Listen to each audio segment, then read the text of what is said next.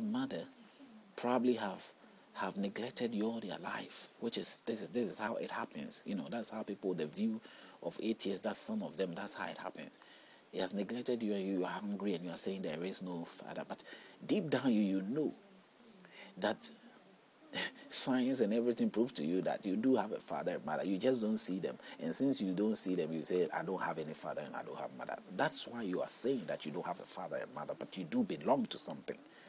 Okay, so it is understandable for atheists to be angry or sort of stay in the state of ignorance and say, no, there is no God. It's understandable. It's good. It's a good approach. Even deep down, those I and others who will believe or know in the knowledge that there is a God.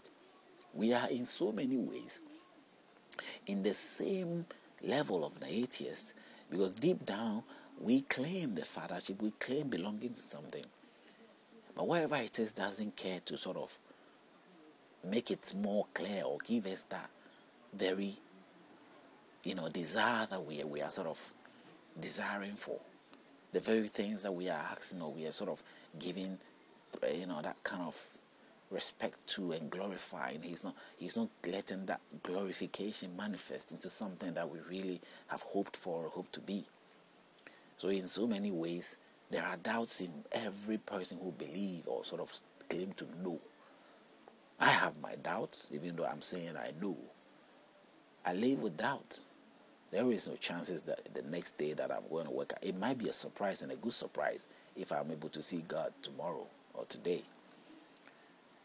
But there is no hope inside my head that I'm going to see him today or tomorrow.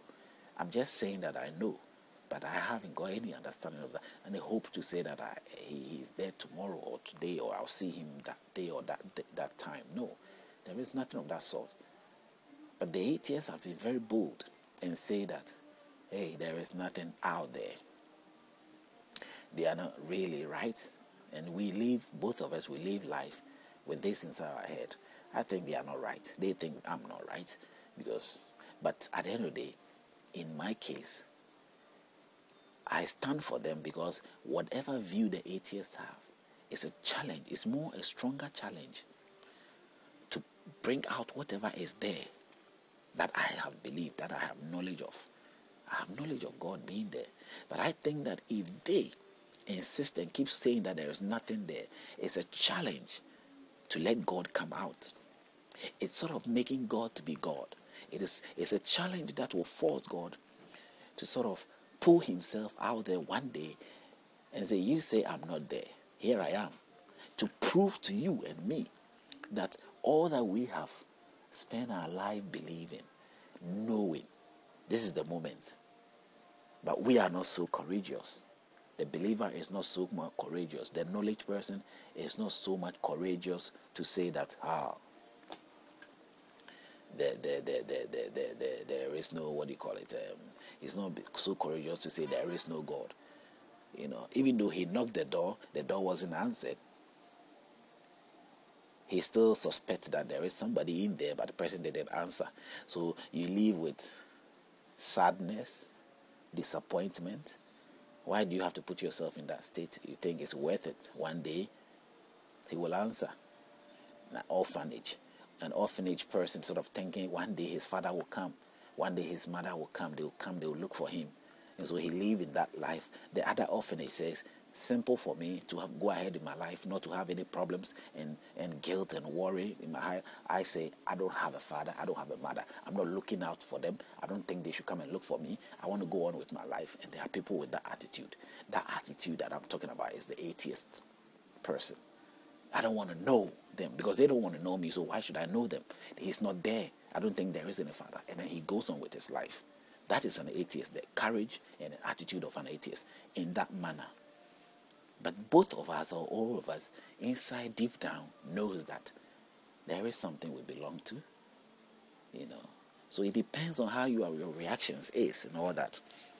So I'm saying that even though we know all this, we belong to something. Now, the book that we have, whatever we have learned, has generated us to know what we know. And just the few quotations I gave you, in the entire book, there's lots of them. Those things will tell you that, hey, this is what you have to understand. These things are not authentic, and as long as they are not authentic, your basic common sense should tell you that this is the way to go. Your common sense should tell you that you shouldn't take up this act or this attitude and that, because it's going to end you up in trouble that you cannot handle yourself. Most of the time, when you find most of us who find ourselves showing off and giving all those tough attitude and all that, you will see the same people in certain situations, and you will feel sorry for them. I myself, I know I've experienced that. Despite whatever your courage or your sort of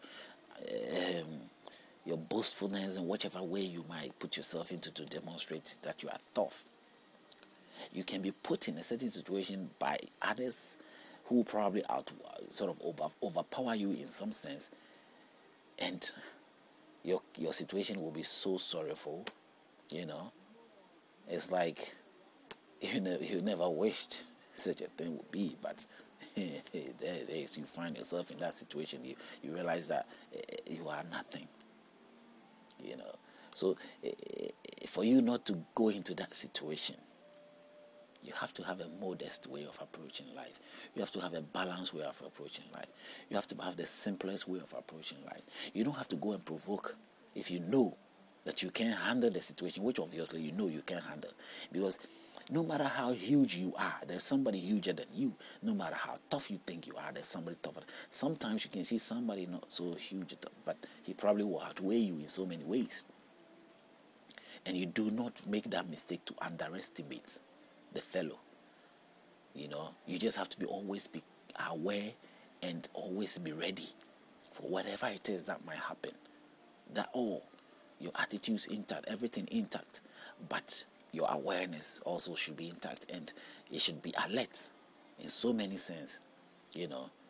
Ready to defend yourself by words, by intellect, by what knowledge, by physical means, whichever way to defend yourself. I know the Jewish nation is one of the nations that advocate defense rather than attack. So they've defended themselves all their life. They believe not to attack any other country, but they will defend themselves, and it's a good thing. That is similarly what I'm trying to say. Even though I know their religion encourages attack and all that, but history has taught them sense. Their own history has even taught them sense to realize that they have to defend themselves more than attacking. But there are so many people who underestimate the world that we live in. They underestimate the marvelous and